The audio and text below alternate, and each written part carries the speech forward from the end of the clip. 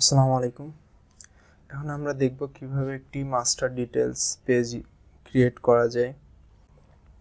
তো আমি create page থেকে মাস্টার ডিটেলস সিলেক্ট করব, দেন এক্সট্রাক্ট এটা সিলেক্ট করে একটা পেজের নাম দেব। যেমন আমি সাপ্লায়ার আর সাপ্লায়ার কন্ট্যাক্ট এই দুইটার উপর দুইটা টেবিল আগে থেকে ক্রিয়েট করে রাখছি। তো এর উপর বেস করে আমি আমার মাস্টার ডিটেলস পেজটা বানাবো।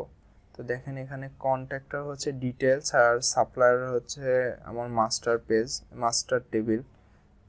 সাব কন্ট্যাক্টে আমার মাস্টার টেবিল সাপ্লায়ারের আইডি এখানে আছে ফরেন কি হিসাবে, এই যে নিচে এটা আছে এসইউপি নাম দিলাম, দেন নর্মাল, দেন এখান থেকে আমি টেবিলটা দেখাই দেবো আমার মাস্টার টেবিল কোনটা। তো আমার মাস্টার টেবিল সাপ্লায়ার, তো এটা সিলেক্ট করব। নেভিগেশন আপনি চাইলে দিতে পারেন, না চাইলে নাও দিতে পারেন। তো আমি যেমন আছে ডিফল্টে রাখতেছি। দেন নেক্সট, দেন এখানে প্রাইমারি কি অপশন, এই যে সাপ্লায়ার আইডি, দেন নেক্সট, দেন আমার এই যে ডিটেলস যে পেজটা থাকবে ওইটার আসবে। তো ডিটেলস পেজের একটা ডিটেলস রিজিয়নের একটা টাইটেল দিতে হবে। আমি সাব সিএনটি কন্ট্যাক্ট এটা দিলাম। তো ডিটেলস টেবিল কোনটা আমার ওইটা আবার এখান থেকে দেখাই দিতে হবে, যে একটাই আসতেছে সাব কন্ট্যাক্ট। দেন নেক্সট, দেন এখানে ডিটেলস টেবিলে প্রাইমারিকে অটোমেটিক সিলেক্ট করে নিয়েছে, আর মাস্টার ডিটেলস ফরেন কিটা আমাকে দেখাই দিতে হবে, যেটা আমরা ক্রিয়েট করছি এটা একটাই আসবে। তো ক্রিয়েট,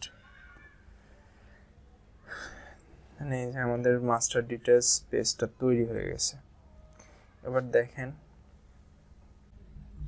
আচ্ছা এখন যদি আমি পেজটা রান দিই তাহলে এটা এমন দেখাবে, এই যে। তো এখানে আমার ফার্স্টে যেটুকু আছে এটুকু সাপ্লায়ার রিজিয়ন, আর নিচে যেটুকু আছে এটুকু এই সাপ্লায়ারেরই ডিটেলসের রিজিয়ন। তো আমরা এখানে একটা সাপ্লায়ারের জন্য আমরা অনেকগুলো ডিটেলস ইনসার্ট করতে পারবো। তো এখন আমরা এটা ইনসার্ট করতে পারবো না, কারণ আমরা এখানে প্রাইমারি কির জন্য সিলেক্ট করতে কোনো ভ্যালু দিইনি, তো নাল হিসেবে যাবে। তো এখন দেখেন, যদি আমি কোনো কিছু দেই তাহলে এখানে ডাবল ক্লিক করলে ওইটা এডিটের অপশন চলে আসবে।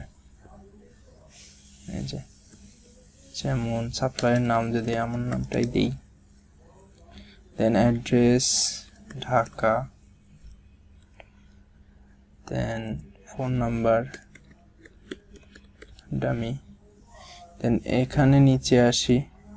তো এটা যদি সেভ, নিচে এখানে কন্ট্যাক্ট বেশি হতে পারে,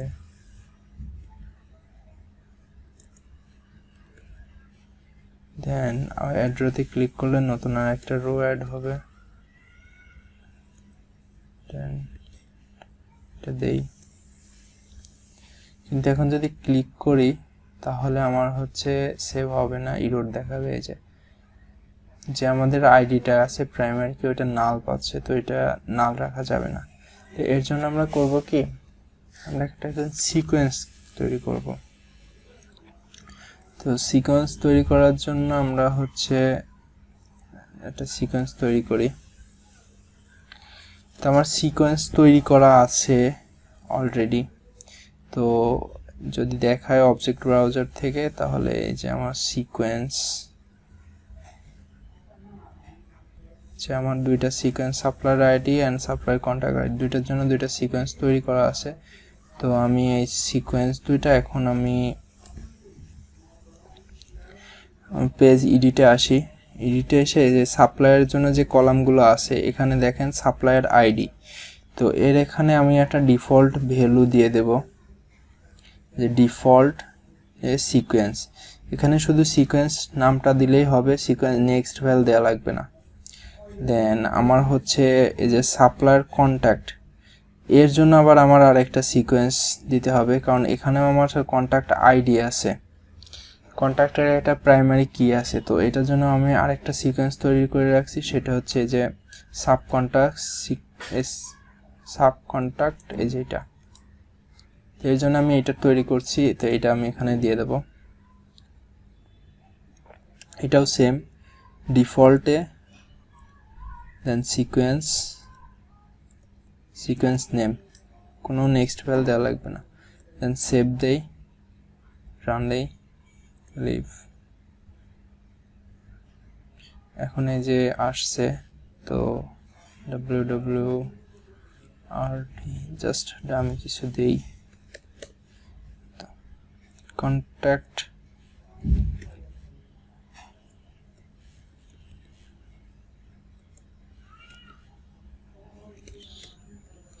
নাম্বার, সেভ দেই, যে আমার এটা সেভ হয়ে গেছে।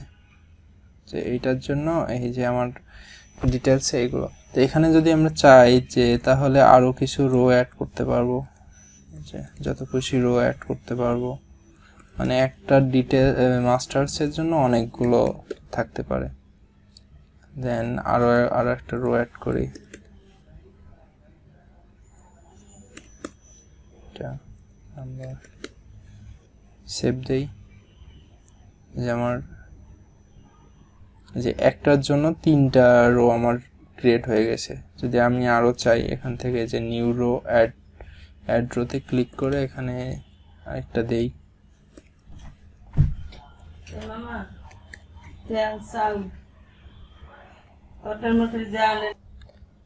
তো এটার জন্য আমরা কিছু ডিটেলসে কিছু ভ্যালু দেই।